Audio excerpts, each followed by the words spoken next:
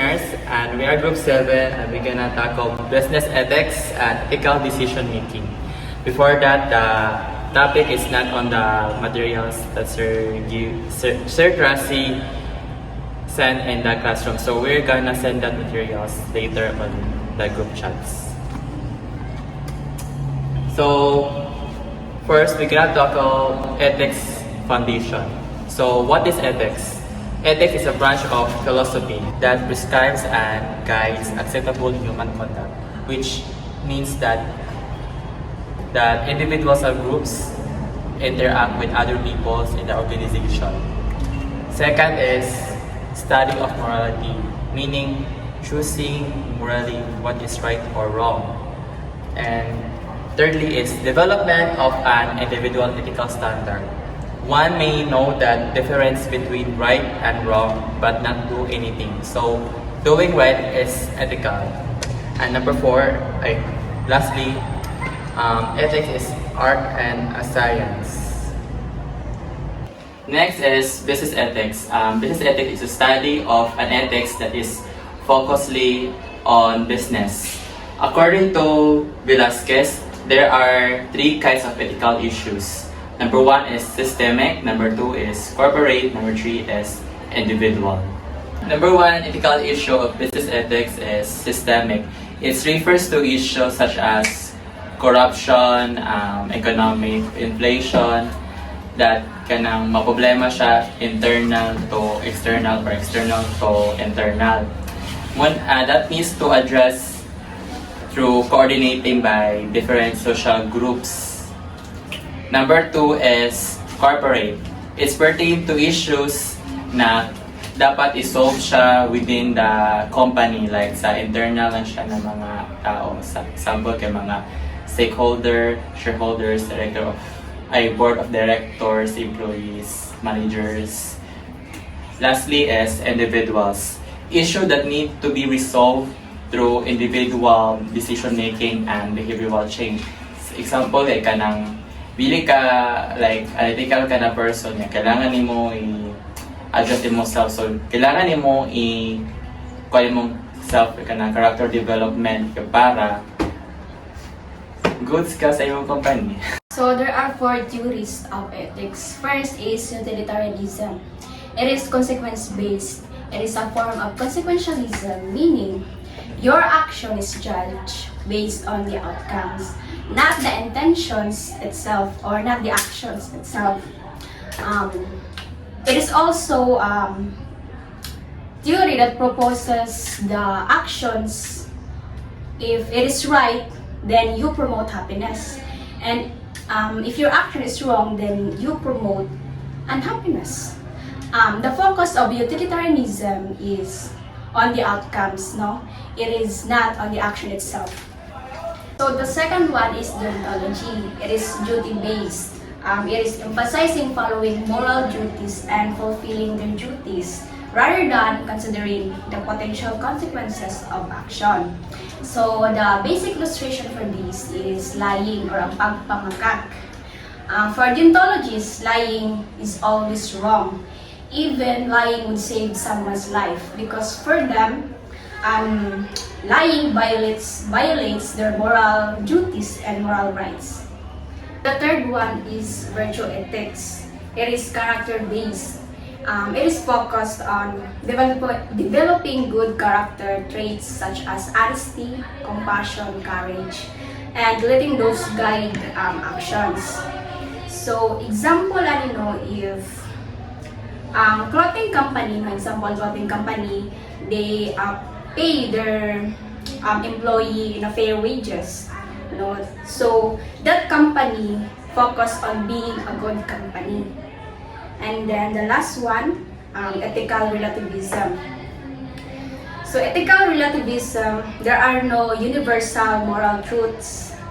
What's right or wrong depends on the culture or society. Meaning, different culture have different moral codes. So example, na ay uban culture nga gakaon og beef, but then sa other is forbidden sila para makaon ng beef. So that is the one example for that. So the next is cognitive and moral development. So cognitive and moral development refers to how people grow and change in their ability to think, learn, and understand the world and around them. So sa cognitive and moral development, diri makita og usab ang pag-develop sa pag-understand sa individual from early age into maturity. Diri sa cognitive and moral development ma-develop ang person's ability to think, the way they see the world, and their memory, problem solving, decision making, and language development. So according to a psychologist, si Lawrence Kohlberg, there are 6 steps and 3 levels in developing cognitive and moral development. So the first is the pre-conventional level. So sa pre-conventional level, in this is a first 2 pre-conventional level o conventional level. So in this first 2 stages, a child can respond to rules and can label good and bad, right and wrong. So there is sa 2 stages, sa pre-conventional level o sa conventional level, ang a kid or ang bata in an early age kana siya maka-respond to good and bad through punishment. Malabel na niya kung what he did is right or wrong through punishment. So nasa idwa ka stage. So stage 1, na idwa ka stage sa pre-conventional level. So ang stage 1 kay punishment and obedience on orientation. So through physical punishment or verbal punishment, ang bata or even teenagers can know what they did, if sakto ba, if right or wrong through punishment and obedient sa stage 1 na. So through punishment conclude or ma-analyze sa tao nga what he did is wrong. Just like for example, lying na kasaba ng tao tungkol sa pagmumutbot, then ma-realize niya sa tungkol sa pagpangasaba, ma-realize sa bata or sa tao or sa teenager nga, ay mali akong gibuhat tungkol sa punishment. So the next stage is instrumental relativist orientation. So dili nga stage naman sa ang individual can realize what he did, if wrong or right, if na-satisfy niya ang people around him, if he can satisfy the people or the audience or like example na yung family, if ma-satisfy niya through his actions people around him, then he can conclude or he can conclude niya sakto yang paghimo sa certain action. If ang bali naman, if wala niya satisfy, then ma-realize niya ay wala nila na-appreciate ako action, wala nila na satisfy. So meaning, what I did or what the person did was wrong. So that was stage 1, stage 2, and the first level to sa pre-conventional level. And the second level is the conventional level. At this level, the individual maintains the expectation of his family, group, or country as being very valuable regardless of consequences. So regardless of the consequences, sa conventional level, ang priority sa individual is his family, country, o kinsa ang special sa iya. So regardless of the consequences, mas ginahatagan niya priority kung kinsa tong mas importante sa iya. So mo na ang conventional level. So the next is the post conventional level, will be discussed by Marvin Imanay. Okay, so now I'll continue to discuss about the post-conventional level. So the post-conventional level is the highest stage of moral development as proposed by Lawrence Kohlberg. At this level, individuals base their moral decisions on stage 5 is the social contract orientation. So individuals prioritize the rights, the social contracts, and the democratic principle. So this orientation influences how individuals perceive their relationship with the society, with the government, and with the institutions. And the stage 6 is the universal ethical principles orientation. So your decision is guided by the universal moral principles such as justice, equity, and human rights.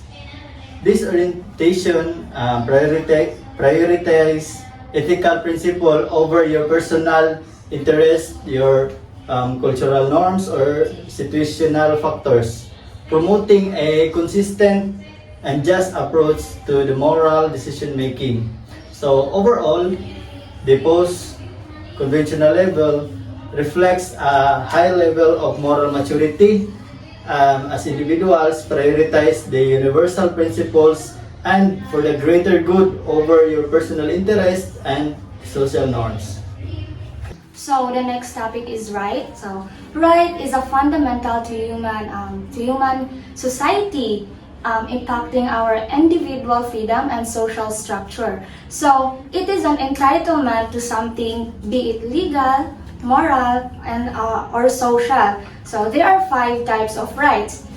First is the negative rights. So negative rights is the rights to protect individuals from interference by others, though they emphasize non-action or restraint. For example, freedom of speech, religion, freedom of religion, and second is the positive rights. So the positive rights is these rights demand action or passion from others. So the positive rights emphasize a duty to act. Like for example, sa kanang right to education, no? Right to healthcare, and right to adequate housing, rights to social security.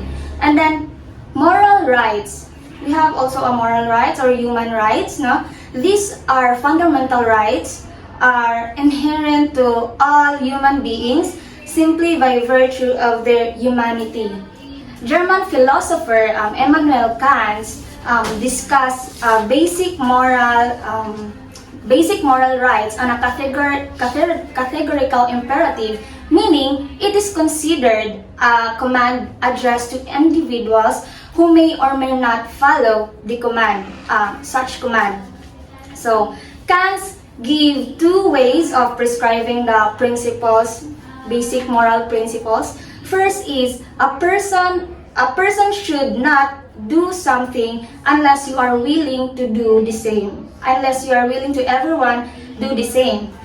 Second is a person should not use others as means for advancing his or her interests. No? A person must also respect and develop others people's ability to choose and decide themselves. The next right is we also have legal rights. Legal rights is there are rights explicitly defined and protected by law within a specific jurisdiction. So they are enforceable through legal processes. So like for example, anong property rights, diba? Voting rights, yeah. And then the last one is the contractual rights. So these rights and obligations arise from specific agreements, like parang ng contract, signing of contract between individuals or entities. So in the business context, legal rights, particularly the contractual rights, are essential. So a company operations are governed by constructus, defining rights and duties concerning transaction, employment, and intellectual property. Adhering to these contractual obligations is crucial for maintaining ethical and legal compliance. So moral responsibility, it is when someone is deserving for praise or to blame for their actions and character. It is all about having the capacity to understand right and wrong and then choosing to act accordingly. If someone's act wrongly and understand that they was wrong, then they have moral responsibility. If that someone acts wrongly and didn't understand that they was wrong, then maybe moral responsibility is absent. So I have illustration. A factory manager ignores safety regulations, resulting in a workplace accident. So who is responsible for that? Of course, ang factory manager, because that's their duty nga to care for their workers and failed to uphold and that factory manager failed to uphold it. So, natay philosophical perspective. The first one is libertarianism. We choose freely, meaning we have free will. We choose what we do, not forced by anything else. Example, if a person is stealing anything, but na siya choices nga dili mangawat. But then, mas gipili niya nga mangawat because libertarian people, no, na sila free. They are free. So the second one is hard determinism.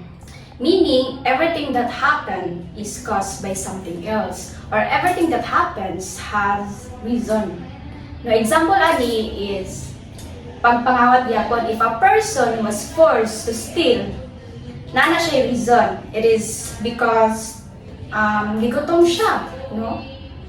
And gatuo siya nga ang pagpangawat is acceptable lang. And then the third one is compatibilism. Things might be caused, but we can still be responsible if our actions come from our own beliefs and desires, even if those beliefs and desires were themselves caused by other things. So example, if someone is offered a huge sum of money to betray a friend, if na daw magbayad sa imuha para lang i-betray imong friend, kung nakay past experience, no, like you are you are loyal, no, you have a good upbringing, then i-refuse mo na siya nga pag-betray o pagbayad. Now we are going to tackle of building an ethical organization. So one of the cornerstone of the organization or company is human resource management. They are very crucial or essential to the organization because they gonna process of effectively managing people in the organization, such as employee, staffs, board of directors, and also the internal works like budgeting, financing, of all of that. So in the HRM subject class SEM, we tackle the main function of human resource. So the first one is recruitment, second is compensation and benefits, number 3 is training and development, number 4 is performance appraisal, number 5 is labor relation, and lastly, compliance management. Some would say that HR as a moral consists of a company kay since naghandle sila sa management of all its employees, such mo to magaingon ganina na sila gyud ga manage sa employees, sila gyud ang backbone sa organization. So in many cases, HR must make a tough decision such as letting go of employees kay maybe the reason kay kanang dili na kailangan nila og more people na magtrabaho sa in that kind of work, or usahay kanang nagkuha sila kanang branch or anything na more magkuha sila kanang letting go of branches ganon, or sometimes wala budget. So motto, applying salary scales and resolving labor disputes among its employee. So there are traits sa pag-build of ethical organization na i-process sa HRM or Human Resource Management. So number 1, muna ang pinaka-importante, muna ang crucial. Kay kung wala ni ang pinaka-una, kay muna kay murag really mabuhato ang 2 to 6. So, ang pinakauna is be an ethical HR leader. So, perhaps, mugin na ang pinaka-importante, di ba? Kay ang HR, sila ang mag-act as a role models or mag-inspire sa employees to work, like, to make the employee motivate na kanang magtrabaho kay marag mas magana sila trabaho kay kanang dili toxic ang environment, marag murag happy sila mag-work. So, ang HR leader kay mag-create siya environment na murag na I trust and respect ang employees or kanang mga people na nag-work sa organization, thereby paving the way for an ethical culture. Second is support training and development. So, some of the companies gina less important sila ni, pero dapat gihatagan siya importance kay kini siya kay mag-continuing ang professional development makes people stays at their jobs. So murag daghas ang kini mag-supporting training and development murag kanang matagan nila acknowledge ang mga employees by kanang attending o kanang conference o kanang team building na murag ma-enhance pa nila ang skills or work sa current na field na murag gani kanang kuan ng trabaho sa kumpanya, which is ma-benefit ang company sa kanang pag-training or development. So third is acknowledge the importance of diversity in the workplace. So in the word diversity, so dapat kuan tanan walay gina-base by race, age, religion, gender. So mas primarily based sa ability to get work done. So ang gina-focus dapat sa HR sa pagkuha og mga people is ang ability to work. So something skills and works sa iyang kakayanan. Embracing diversity by understanding and accepting people from different backgrounds helps in ethical decision-making process. So, number 4 is manage conflict of interest. So, mo gani ang murag primary reason ngano murag ma-ethical an organization. So, dapat pag mag-build ka og ethical organization, dapat kabulo ka ma-manage siya ka ng conflict of interest. So, one of way of managing conflict of interest is through company's code of ethics or codes of discipline. So number 5 is keeping things confidential. Also may mga things na kailangan confidential. For example, kanang mga murag information sa employees, kanang for it na murag ilahang privacy kay ma-confidential kanang murag dili makabalo ang tanan para feel safe ang employees. So ang human resource management kinahanglan tanan information sa mga employees good like kanang hagipan address number anything mga kuan gyud kanang card number. So it is unethical to divulge information or kanang mag-leak of information without any employees account, like wala kabalo ang employees. It is legal obligation of HR to ensure the secrecy of information. So obligation gud sa HRM na murag confidential ang mga information such as salary sa employee, sexual harassment, wrongful acts, and others. Number 6 is know and follow the law. So at all times dapat daw makabalo ka o mag-follow ka sa law, like legal requirements or legal na mga like sa code of ethics, code of disciplines. HR should be aware dapat of existing labor laws and compliance practices kay ang employees kay protected siya sa government by the labor code. That's all. So there are 2 formal documents that an employee must go through in joining a company or organization. First is the Code of Ethics and Code of Discipline or Code of Conduct. So the Code of Ethics and Code of Discipline, these are standards that must be adhered by everyone in the organization. And the first one, the Code of Ethics, focuses on beliefs and values, while Code of Discipline, from the word discipline, focus on its behavior, focus on its rules and compliance. So, Code of Ethics also is a aspirational document that describes the values and beliefs that a company guides the conduct of its member. So, sa Code of Ethics, just like if nag-focus sa values o belief nga kuan sa isa ka company. Just like for example, integrity.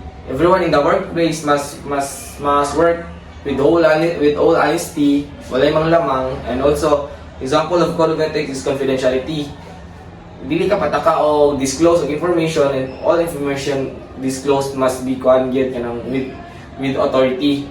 While ang code of discipline, it is a document that signifies the practices and behavior of an employee that is required of them so they can remain in the company. So diri, mo ni siya ang actions sa discipline. These are action nga acceptable inside the company.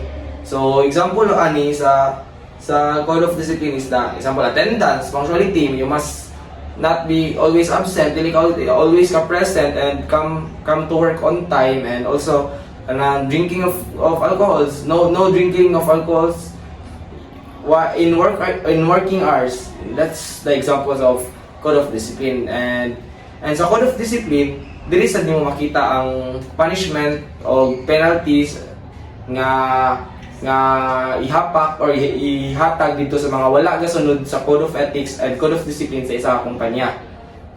So the next topic is all about the issues that people in business might face.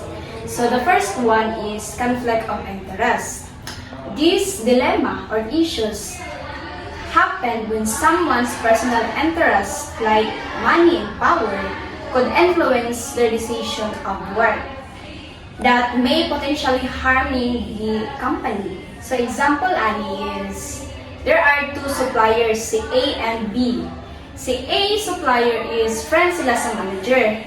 So that, ihatag sa manager, I know, kani si supplier A is dili better ihang deal or ihang magyatag nga services or product dili tsada, unlike sa supplier B nga tsada iyahang ginahatag nga deal or mga services. But then kay friend man sila sa manager, so ang contract is gihatag sa supplier A, even supplier A is dili palit iyang performance. So the second one is commercial bribery and extortion. These issues involves offering or receiving something of value like money and gift to influence a business decision. So bribery, we all know bribery is offering something, and extortion is demanding it. No? Example ani is, di ba si supplier A, friend sila sa manager. Napoy possible anang si supplier A is gibayaran niya ang manager para sa contract, para mahatag sa manager ang contract dito sa isang supplier A. So, that payment is called bribery, and ang gidemand nila is ang contract. So, the third one is gifts. Gift is appeal siya sa issue, no? Receiving and accepting gift from the clients or sa mga co-workers, so business partner is can be tricky. So, it depends on the value of the gift. Company policy. So, ang small gift is considered acceptable na siya nga dili bribery. But then, kanang dagko nga gift, no, mga luxury gift like watch, no, consider na siya nga bribery. But then, small gift is pwede na siya matawag nga bribery if that specific person give like kada adlaw nang bitaw daily siya gahatag like mga small gift like coffee, chocolates, no, small lang siya but kada adlaw man niya ginahatag, so that is considered a bribery, no. The fourth one is employee thief. So basic kawatan yung employee, no. Na example ani physical item and intangible item na ilahang mga ginakawat. Kani physical item like laptops, phones, or even cash, apil na siya sa physical items. Sa intangible item is ang oras, time. So ang time is pwede siya makawat like if gapahuway na ka or imuhang ga-break na ka, but then gi-extend nimo without permission sa imuhang manager or nakataas nimo. So the fifth issue is a computer thief. Computer thief is an unauthorized use of computer company in a company. So the information or program constitutes thief. So this includes buying operated software, like for example, copying company software onto personal device, using company's computer for the personal gain. And number 6 is the trade secret misappreciation. So this refer to disclosure of confidential company information or assets. So that provide competitive advantage. Example is sharing a secret receipt with a competitor, no? Kanang kanang ga-reveal po siya o kanang proprietary research finding. So the last one is the insider trading. This involves using non-public proprietary company information to influence stock prices for personal gain. So these actions affect shareholders who lack access to this information.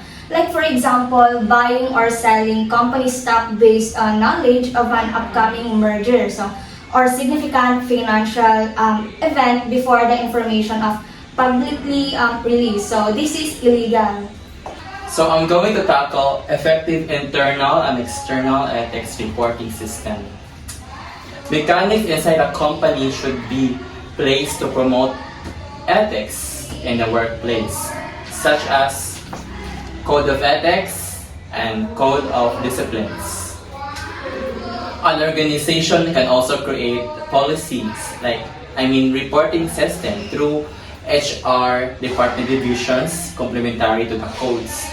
So naa sila ang mga employees na sila murag kaugalingong policy for it na kanang before na mapatupad dapat i-approve sa HR for kini man ganila ang policy murag silbi mo na ilang rights as an employee na nagka-work dito as a company. So, ang katong ako bang gingon na katong maging mo sila policy making mo po to ang one of the mechanism. So, accountability and transparency must go hand in hand in building an ethical organization. So, mo gina ang murag something core nila na murag buhaton as an employee, as an HR. Kanang accountability na murag responsible sila sa ilahang murag mo sa ilahang part. And also transparency, dapat murag walay murag confidential for the other na mga infos na dili kailangan og confidential. So whistleblowing is an action taken by an employee or former employee to disclose wrongdoing by the company. Something na murag ang employee murag na siya'y kaalaman sa organization or company na kanang na sila ginabuhat ng murag mali. Example, bribery or kanang stealing og kanang money or kanang kanang bitawang kanang mga funds kanang bitakataka nila para maka-benefits ang something shareholders or unsa ba na mga manager. So ang kini siya kini siya na murag buhaton as sa employee ko na murag kulba na murag kailangan encourage kay kuan gini siya kanang murag something na murag kung makabalo sila murag ma-victim ang mag-whistleblow. So, ang whistleblowing, it is considered internal kung ang kini gibuhat siya within company. Mag-consider mo siya external kung ang kini ang nakabalo kay mga medias, government, o outside institution are involved. So, whistleblowing is a moral responsibility where the wrong is clear. So, clear good na mali good siya, na siya ebidensya bago siya mag-whistleblowing, na siya evidence na ipakita sa public, sa court. So, interventions were unsuccessful will cause further damage if not exposed. So, siya damage sa employee mo, something na murag kung sample ako si manager na ikaw si employee na kanang imong gitug-an dito sa gawa sa public na post ka sa Facebook na kanang na ako nangawat og kwarta, ako ragi tukturan ang mga financial budget. So kung kung ang kuha sa tao, pag percept nila na ay, ila naman ni, dili man gana si Jomel. So ako ginamurag protagonist na storya. So pwede di ka kanang disudod ka sa trabaho, paggamay tayo sweldo, kay namagutay ko ang contract na sample.